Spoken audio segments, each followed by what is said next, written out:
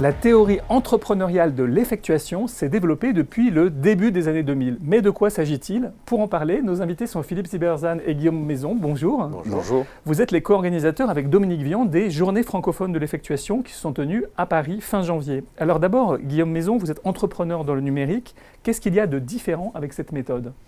Alors d'abord, c'est une méthode qui est centrée sur l'individu. C'est la première chose. C'est une démarche centrée sur la prise de décision pour faire avancer un projet. Ensuite, il ne s'agit plus de suivre un plan, mais il s'agit en situation d'examiner les moyens qu'on a à disposition et de pouvoir avancer vers un objectif qu'on va être en capacité de réaliser, ce qui est complètement différent d'une planification qu'on fait auparavant. Alors Philippe Silberzahn, vous êtes enseignant à l'EM Lyon, auteur de L'effectuation, les principes de l'entrepreneuriat pour tous. Quels sont ces principes ?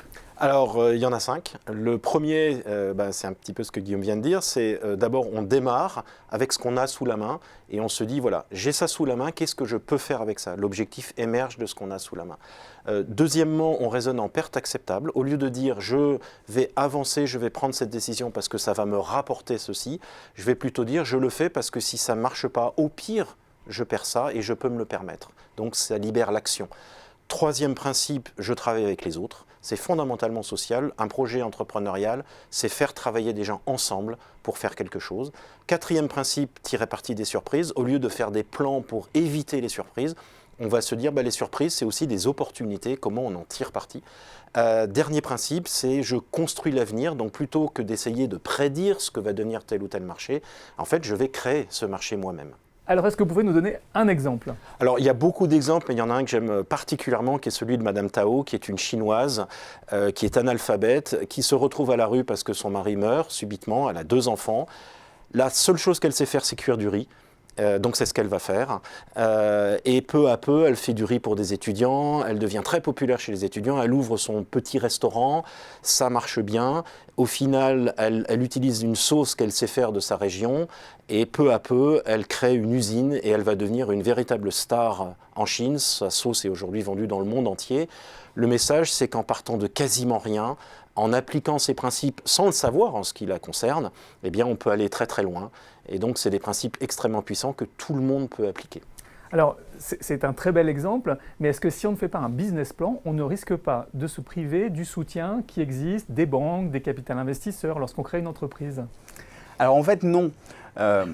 Pourquoi? Parce que l'argent, on va souvent l'utiliser pour obtenir des ressources que l'on n'a pas à disposition. Or, ce dont on a besoin, ce sont avant tout des ressources. Et il existe plusieurs moyens d'obtenir des ressources. L'argent en est un, mais il n'y a pas que l'argent. Alors par exemple, vous avez cet exemple de Michel et Augustin?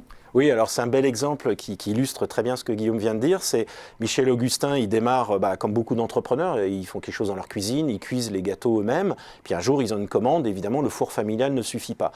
Dans la théorie normale de l'entrepreneuriat, ils devraient faire un business plan, aller chercher 150 000 €, un local, etc.